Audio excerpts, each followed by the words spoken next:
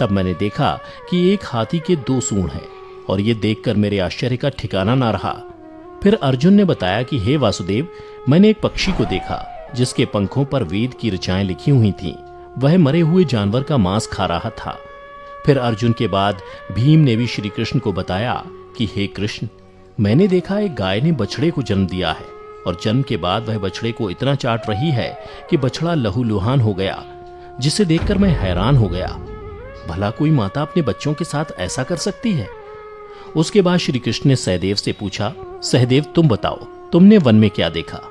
तब सहदेव श्री कृष्ण से बोले, हे वासुदेव, मैंने वन में देखा कि एक जगह 6-7 कुएं हैं और आसपास के कुओं में पानी है, किंतु बीच का कुआं खाली है। बीच का कुआं गहरा है, फिर भी पानी नहीं है। यह देखकर मुझे घोर आश्चर्य हुआ कि ऐसा कैसे हो सकता है। उसके बाद नकुल ने कहा, हे नारायण, जब मैं वन में भ्रमण कर रहा था तो मैंने देखा कि एक पहाड़ के ऊपर से एक बड़ी सी शिला यानी पत्थर लुढ़कती हुई आती है और कितने ही वृक्षों से टकराकर उनको नीचे गिराते हुए आगे बढ़ जाती है, परंतु उस विशालकाय पत्थर को कोई भी वृक्ष उसे रोक ना सका। इसके अलावा वह शिला कितनी ही अन्य शिलाओं के साथ टकराई, पर फिर भी वह रुकी नहीं। अंत में एक अत्यंत छोटे पौधे का स्पर्श होते ही वह स्थिर हो गई। फिर युधिष्ठिर श्री कृष्ण से बोले, हे वासुदेव, हम 5 भाइयों ने जो कुछ भी वन में देखा वो आपको बता दिया, कृपया कर इसका अर्थ बताइए। तब श्री कृष्ण ने युधिष्ठिर से कहा, हे धर्मराज, जैसा कि आपने कहा कि आपने 2 सूंड वाला हाथी देखा, जिसका यह अर्थ हुआ कि कलयुग में ऐसे लोगों का राज होगा जो बोलेंगे कुछ, करेंगे कुछ। कलयुग के शासक अपने प्रजा की सभी तरह से शोषण करेंगे। उनके मन में कुछ और होगा और दिखावे के लिए कुछ और करेंगे। अर्थात कलयुग में शासकों के लिए आम लोगों का कोई महत्व नहीं होगा, वो बस राज करने के लिए शासक होंगे। फिर श्री कृष्ण अर्जुन से बोले, हे धनंजय, जैसा कि तुमने देखा कि एक पक्षी के पंख पर वेद की ऋचाएं लिखी हुई थीं, लेकिन वह मरे हुए जानवर का मांस खा रहा था, जिसका अर्थ ये हुआ कि कलयुग में ऐसे लोग होंगे जो बड़े ज्ञानी और ध्यानी कहलाएंगे, किंतु उनके आचरण राक्षसी होंगे। कलयुग में लोग पंडित और विद्वान कहलाएंगे, किंतु यह विचार चलता रहेगा कि कोई मरे और उसकी सारी संपत्ति उसके नाम हो जाए। अर्थात कलयुग के मनुष्य धन और संपत्ति के लोभी होंगे, भले ही उनके पास कितना ही ज्ञान क्यों ना हो। इसके अलावा हे अर्जुन, कलयुग में हर जाति धर्म के प्रमुख पद पर बैठे लोग विचार करेंगे कि कब कोई किसी पद से हटे और हम उस पर विराजमान हो जाएं। कलयुग में ऐसे लोगों की संख्या बहुतायत होगी, कोई कोई विरला ही संत पुरुष होगा। अर्जुन के बाद श्री कृष्ण भीम से बोले, हे गदाधर, जैसा कि तुमने देखा कि एक गाय अपने बछड़े को इतना चाटने लगी कि वो बछड़ा लहूलुहान हो गया, अर्थात कलयुग की माता अपनी संतानों पर इतनी ममता बरसाएंगी कि बच्चों को खुद का विकास करने का मौका ही नहीं मिलेगा, जिसके कारण मोह माया में पड़कर वे बर्बाद हो जाएंगे। इसके अलावा किसी का बेटा घर छोड़कर साधु बनेगा तो हजारों व्यक्ति दर्शन करेंगे, किंतु जब मनुष्य का अपना बेटा साधु बनेगा तो रोएंगे कि मेरे बेटे का क्या होगा।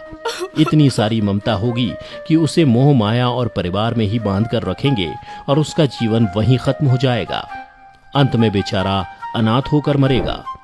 भीम जब श्री कृष्ण के जवाब से संतुष्ट हो गए, तब भगवान श्री कृष्ण ने सहदेव से कहा, सहदेव, जैसा कि तुमने बताया कि तुमने वन में 5-7 भरे कुओं के बीच एक कुआं एकदम खाली देखा, जिसका अर्थ ये हुआ कि कलयुग में पैसे वाले अर्थात धनी लोग अपने पुत्र पुत्री के विवाह में या फिर आलीशान भवन बनाने में लाखों रुपए खर्च कर देंगे, परंतु उनके पड़ोस में ही यदि कोई भूखा प्यासा मर रहा होगा तो वह उसकी कोई सहायता नहीं करेंगे। भले ही उनका अपना ही सगा भूख से मर जाएगा, लेकिन वो देखते रहेंगे। इसके अलावा कलयुग में मनुष्य मदिरा, मांस, भक्षण, सुंदरता और व्यसन में पैसे उड़ा देंगे, किंतु किसी के 2 आंसू पोंछने में उनकी रुचि ना होगी। हे सहदेव, मेरे कहने का तात्पर्य यह है कि कलयुग में अन्न के भंडार होंगे, लेकिन लोग भूख से मरेंगे। सामने महलों बंगलों में ऐशो आराम चल रहे होंगे, लेकिन पास की झोपड़ी में आदमी भूख से मर जाएगा। एक ही जगह पर असमानता अपने चरम पर होगी। श्री कृष्ण की बातें सुनकर सहदेव को सारी बातें समझ में आ गईं।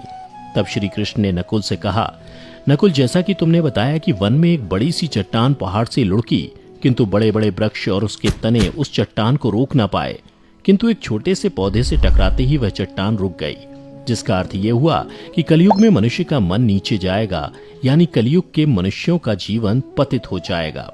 और ऐसे में मनुष्यों का जीवन धन की शिलाओं से नहीं रुकेगा, ना ही सत्ता के वृक्षों से रुकेगा, किंतु हरि नाम के एक छोटे से पौधे से, हरि कीर्तन के एक छोटे से पौधे से मनुष्य जीवन का पतन होना रुक जाएगा। अर्थात कलयुग में भी जो मनुष्य धन के लोभ को छोड़कर हरि नाम का जप करेगा, उसे कोई कष्ट नहीं होगा और मृत्यु के बाद उसे परमेश्वर अर्थात मेरे चरणों में जगह मिलेगी। तो मित्रों, आपने देखा होगा कि आज श्री कृष्ण द्वारा बताई गई ये सारी बातें सच में घटित हो रही हैं। इसलिए मनुष्यों को चाहिए कि कलयुग में वह धर्म का पालन करें और श्री हरि नाम का भजन करें, तो उसका जीवन सफल हो जाएगा। तो मित्रों, उम्मीद करता हूं कि आपको श्री कृष्ण द्वारा कलयुग के बारे में बताई गई ये कड़वी सच्चाई जरूर पसंद आई होगी। अगर पसंद आई हो तो इसे ज्यादा से ज्यादा लाइक और